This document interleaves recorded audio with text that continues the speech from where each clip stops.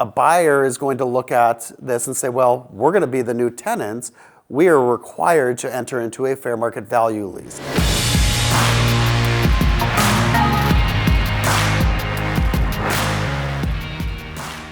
My name's Collin Hart. And I'm Andrew Maller from VMG Health. Together, we'll talk about some of the business topics that physicians don't learn in med school.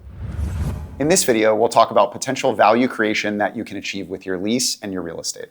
So Andrew, if one of your clients is going through a potential strategic or private equity transaction, can you tell us, is the investor or the pool of investors usually interested in the real estate? Very rarely, but usually not. Okay, why would you say that is? It's just not their core business. There's different groups of investors out there, but the investors that are coming in interested in purchasing practices and surgery centers, that's the core business that they're focused in. And so they're not necessarily interested in the real estate. That makes sense. And so the folks, I will tell you, that buy real estate are usually not interested in buying practices. So that kind of goes both ways, Correct. Right? As you're going through a strategic transaction, are there any challenges that you customarily or commonly encounter as relates to the real estate? There's quite a few. Okay. Typically in the situation I think you're describing is if I own a practice and I also own my own real estate, maybe in an affiliated company, there's usually a direct connection. And if I'm a solo owner of both of those businesses, it might not matter, if I'm paying fair market value rent, whatever that is, because at the end of the day, it's all coming to me as the business owner. Unfortunately, you have to think if you're going through a strategic transaction, and we've already established that they probably don't want my real estates, then you're going to become the landlord potentially. And what that means is they need to look at and enter into a fair market value lease. And unfortunately, that's not always what shows up on the profit and loss statement. Sometimes there's no rent expense that gets paid. Sometimes it's well above fair market value. Sometimes it's well below. But what you can speak to this is a buyer is going to look at this and say, well, we're going to be the new tenants. We are required to enter into a fair market value lease. And I know, again, that's your sweet spot. I think that's a great transition. And so, it's customary that either our firm or even VMG can do fair market rent studies as part of a transaction process, just to make sure you get your rent in the range of fair market value. And I think you know this as well. Fair market value is a lot more art than science. There's no building that's exactly like your surgery center. There's no building that's exactly like your clinical operation. And so at the end of the day, we typically see that fair market value is a range, and you want to find something in that sweet spot range. And generally, as long as it's not egregiously high or low, we find that a fair market value rent will suit the needs of a prospective, strategic or private equity buyer. And it'll also suit the needs of, our physicians on a forward-looking basis if they're to be the landlord. That's right. But I think again, going back to the proactive planning process that we've been talking about,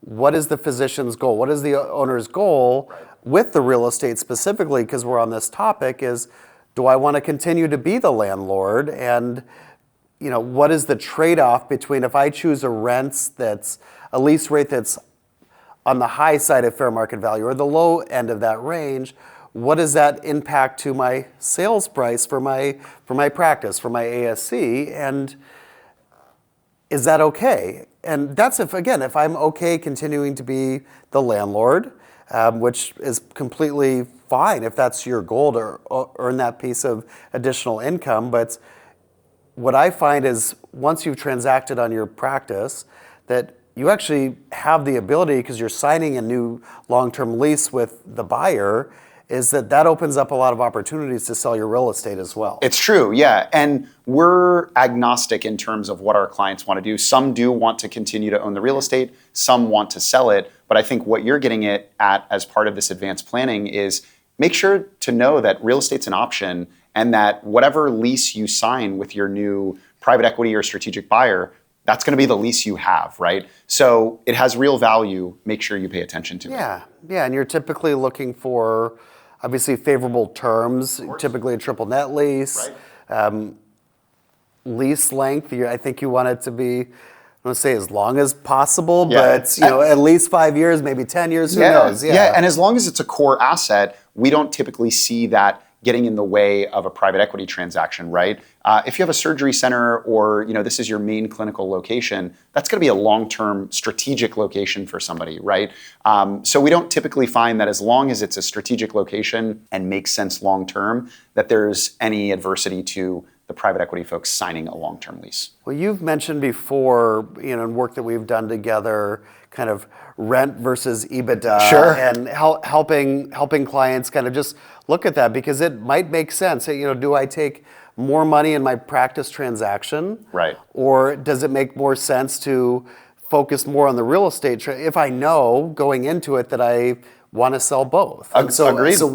How do you look at that? Yeah, so typically on the real estate side, we're able to achieve a double-digit multiple of rent, right? So if you're talking about EBITDA multiples, I don't know where the market is now, but probably single digit, right? And so on the real estate, it's almost always going to be a double-digit multiple of rent. So when we sell a building, it's valued as a multiple of rent. When you sell a practice, it's valued as a multiple of EBITDA, right? And so if you want to capture a higher multiple on your real estate, and you're going to, it might make sense to shift some rent to the higher end of fair market value. So I think that's what you're getting at. Yeah, so maybe you give up a little bit in your practice transaction, Sure. but long term. So again, thinking about it not as a singular event. I'm selling my practice, I'm selling my real estate, but thinking about it in terms of the long term, growth, the long term kind of wealth creation that happens there, and what, ultimately long term, what's the best outcome? And I don't know, you're the real estate guy, but I don't think there's always a set answer for that. It's completely dependent. Yeah, exactly. And that will kind of lead me to close out the point, which is, hey, make sure there's value in your real estate. And in order to maintain optionality, make sure you have the right lease, right? And the way you get that is with the right advisors who are kind of working simultaneously, both on the practice and real estate side, to get you the best outcome. That's right. So, well, Andrew, I appreciate your time today. This has been great.